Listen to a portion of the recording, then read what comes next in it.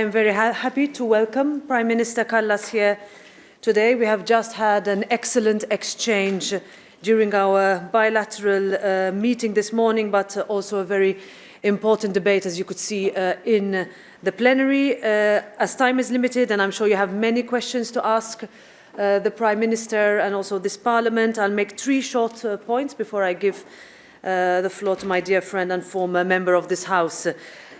First and most importantly, thank you, Prime Minister, and also thank Estonia for having helped shape our clear and firm response to the Russian invasion and our proposals to support the large number of people fleeing the war. We will continue to support Ukraine and its people. Secondly, we must reduce our dependencies on the Kremlin. This will require a strong collective effort from governments to individuals.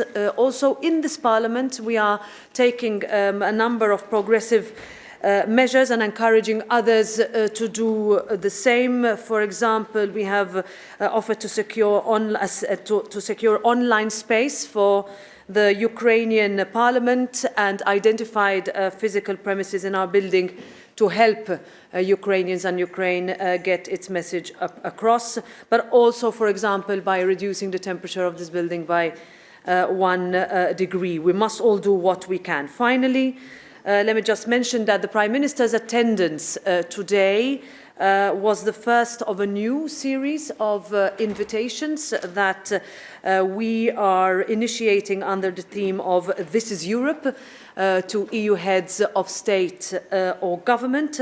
These exchanges, discussions will focus on EU actions, and the topics, of course, will be adapted, first of all, to current events in close cooperation with all the individual leaders. So, Kaja, it was really an honor to have you here in the first of the series. The floor is yours. Thank you, and it is my great pleasure and honor to be here as well.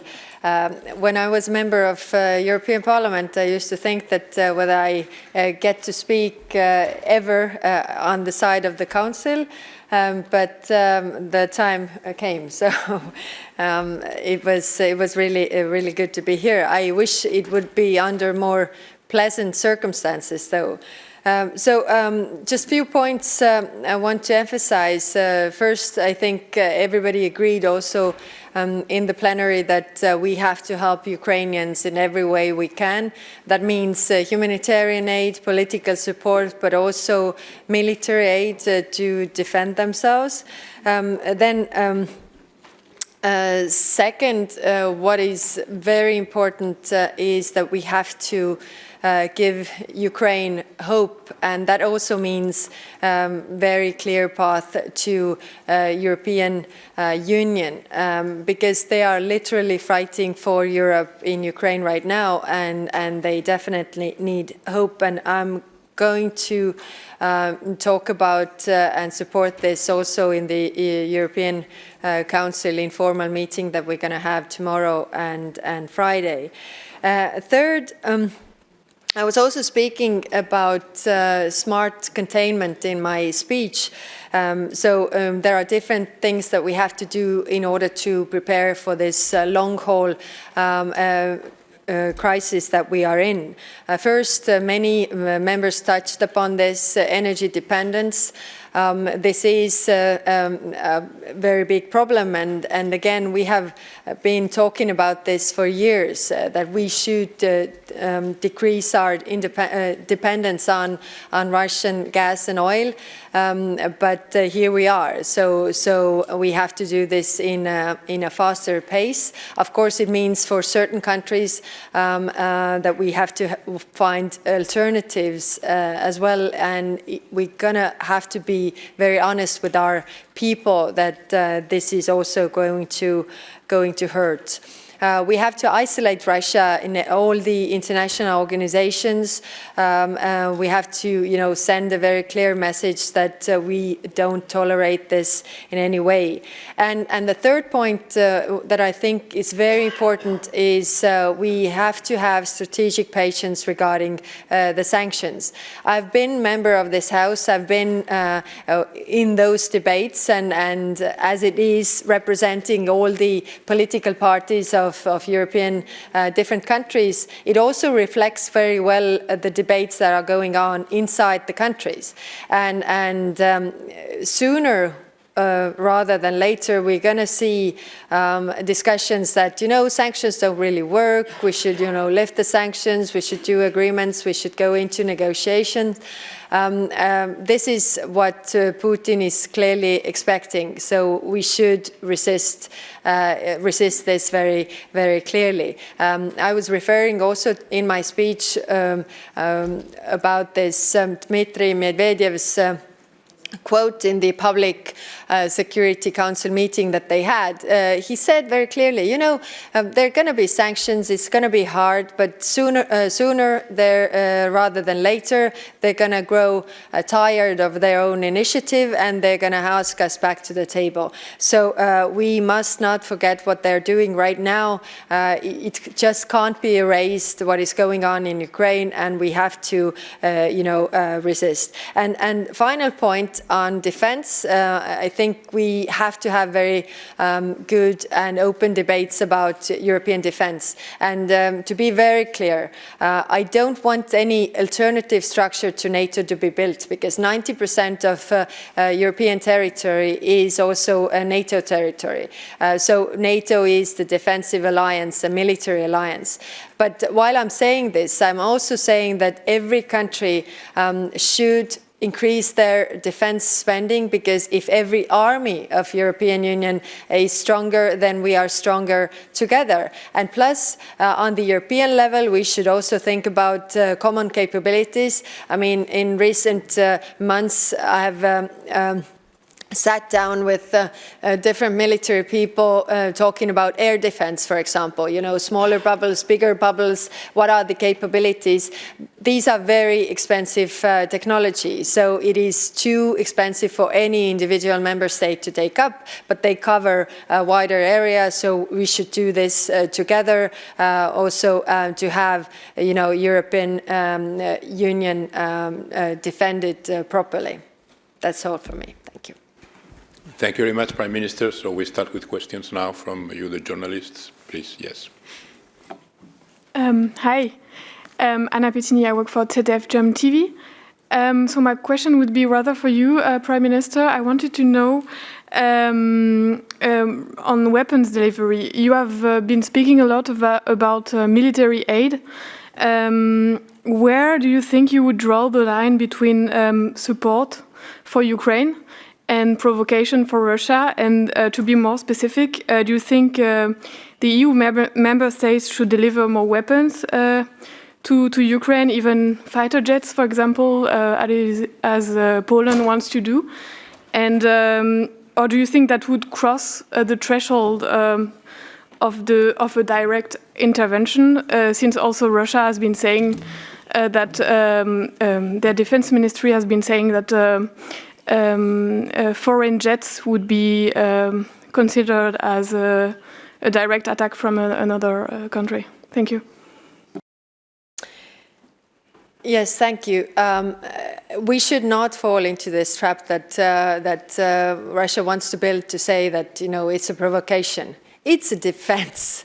I mean, countries have the right to defend themselves. And right now, what we are seeing is a brutal act of aggression against the sovereign country. And they have the right to defend themselves. And while we are sharing the same values with Ukraine, we are also helping them with all the means. So I wouldn't even go to that direction that any any such step would be provocation. This is what Putin wants us to take up, but it's not. It's a defense alliance. It's military aid to defend the country, and considering what is going on, we should do this. Yeah, second question, please. Jaap Jansen, Dutch podcast. President Zelensky said in one of his brave speeches from hiding that Estonia might become the next country to be invaded. What did you think when he mentioned your country, and is Estonia safe enough? Thank you. We are part of NATO, so the question would be, is NATO next? I mean, any country of NATO, because we have Article 5, which says attack on one is attack on all. So attacking us would mean attacking the United States of America, attacking Germany, attacking France. So the question would be rather, is NATO next? And I don't think so. Thank you. Thank you. Lorenzo. Lorenzo Consoli from Asca News. Italy. It's a simple question. You said we have to be careful not to get tired of the sanctions. We have to be consequent. Also for the President Metsola. Do you think Borrell, the High Representative today, was quite clear? He said we have to cut the gas in the individual heating. So my question is, do you think that in order to be consequent, we had to tell the citizens that they actually have to make sacrifice individually, so reduce the heating in their houses from the next winter? We have to be prepared for this, because this is something that could make it harder, actually, to accept for citizens, but it's necessary, I think. Thank you. Thank you. This is the reason why so far the sanctions would be, have been tailored very much to hurt the war machine of Putin, but not to hurt so much the people. Because this is a very tough place. But what we have to be prepared for, that even if we don't have the sanctions regarding gas and oil, Russia could cut us off also, I mean, on their side, because every time you're connected to somebody, the other side might also be hurting you because, they have the tools. So make sure that you're connected to friends because they are on your side. Therefore, to answer your question, yes, I think we should prepare for the next winter. We should find alternatives. European Commission is already working on this to find, different alternative energy sources. But of course, for some countries, it's more difficult because, for example, Bulgaria, I understand, it's 100% dependent on Russian gas, and they don't have the infrastructure to use the LNG. So how can we support those countries? So even if there are no sanctions in place for gas and oil, Russia might use this against us anyhow, so we should be prepared.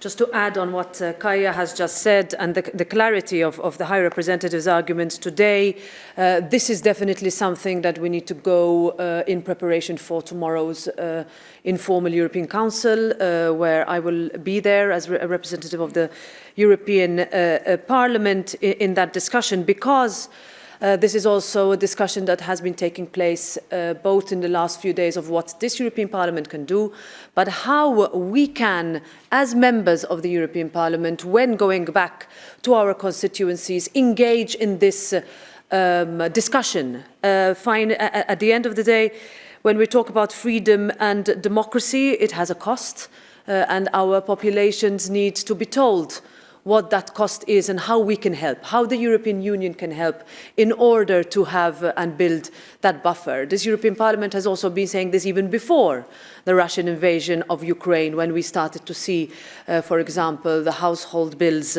skyrocketing, and therefore the message also is the European Union does not only show solidarity with Ukraine, we must also understand the concerns of our citizens, show solidarity with them, particularly parts of the Union that will be hit more disproportionately than others. And also, let's not forget that we need to continue in constant contact and give concrete assistance to countries such as Moldova, that are engaged in constant challenges in ensuring the humanitarian corridors in their country, but the pressure on their systems and their structures is immense, and we need to also address that.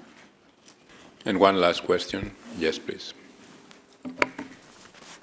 Sándor Zsíros, Euronews.